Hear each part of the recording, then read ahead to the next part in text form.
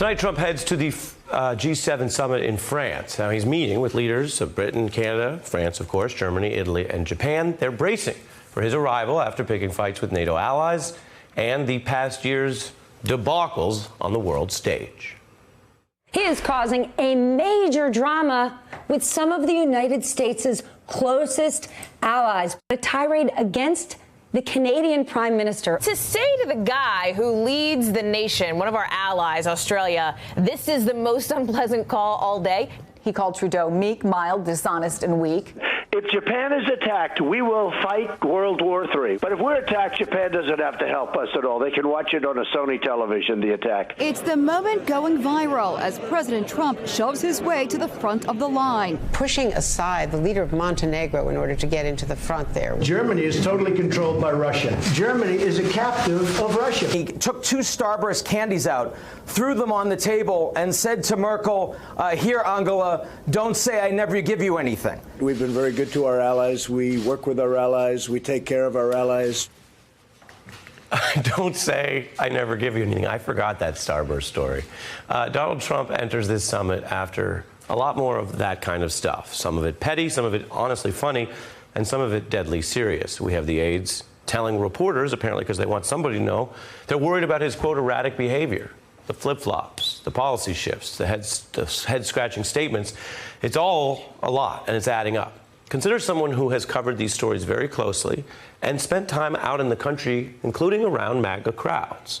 Former Fox News reporter Carl Cameron, who writes that Trump has had an absolutely awful August, noting his use of racist, anti-Semitic, sexist rhetoric to bully a member of Congress, or, back to foreign policy, to bully an entire foreign country.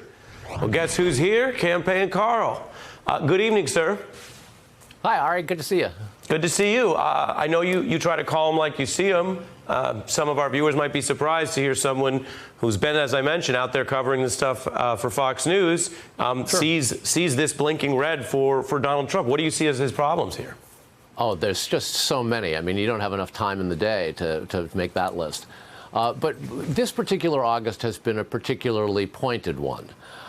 When Trump's Congress, when the Republicans and the Democrats left Washington, D.C., the talk of impeachment kind of faded away, and we had a whole bunch of horrible things.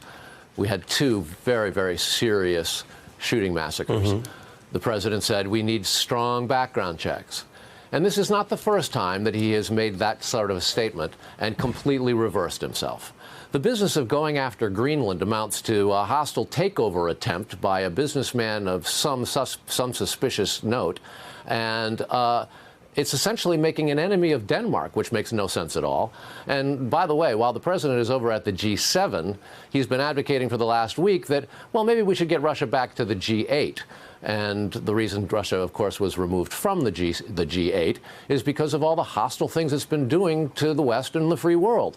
The president seems to be supporting that, and it's gotten to the point where, thank goodness, August is soon to be over, and Congress comes back to Washington. You don't usually hear political reporters say that sort of thing, but this time around, it will resume the conversation that is really the most important other than the election, and that is whether or not they're going to impeach the president for the obstruction of justice. You lay it all out, and I know you're used to covering more than one thing, and that's sort of what we do, because the long-term post-Mueller period is a pattern. It's a pattern that moved from a minority of House Democrats supporting impeachment to now a majority. And Pelosi's facing that. We were covering that earlier in the show. And then you have the backdrop of Donald Trump. How does he act in this period? Does he feel, for some reason, unbridled, even facing that and these economic jitters?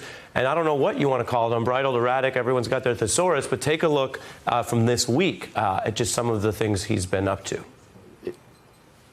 Any Jewish people that vote for a Democrat, I think it shows either a total lack of knowledge or great disloyalty. Isn't that anti-Semitic? No. It's only in your head. It's only anti-Semitic in your head. So we're talking about indexing. I'm not looking to do indexing. I've been thinking about payroll taxes for a long time. I'm not looking at a tax cut now. We don't need it. We can bring up background checks like we've never had before. We have very, very strong background checks right now. The Prime Minister's statement that it was absurd, it was an absurd idea, was nasty. You don't talk to the United States that way.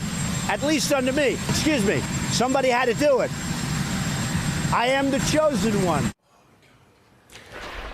How does Wow, that Ari. play? How does that play out in the worlds you've been in, and Fox News folks, some of whom still defend every last one of those things we just saw? Well, I think that there are evangelical conservatives who are going to have problems with the human being calling himself the chosen one. But let's take a look at the kind of things that he has actually threatened to do this in the course of this August without Congress around. He has threatened birthright citizenship, saying he's going to effectively take on the Constitution and the Fourth Amendment and say that those who are born in this country will no longer be American citizens, or at least he's going to try it again. These are not new things. Everything we've been talking about are reruns, are repeats of the kind of lies and the kind of very unstable thinking and speaking that the President of the United States does. And we have to think about our national reputation worldwide now, with the President at the G7 meeting in France, how the rest of the world is looking at the U.S. We like to think of ourselves as world leaders. The President is not leading. So what are we? The United States of America's reputation is at stake because its president is being irresponsible and violating our values and our traditions. You lay it all out there straight up, and some of it sounds pretty concerning. Carl Cameron, thanks for joining The Beat tonight. Thanks, Ari. Hey, I'm Ari Melber from MSNBC. You can see more of our videos right here, or better yet, subscribe to our YouTube channel below. You could have been anywhere in the world, but you're here with us, and we appreciate that.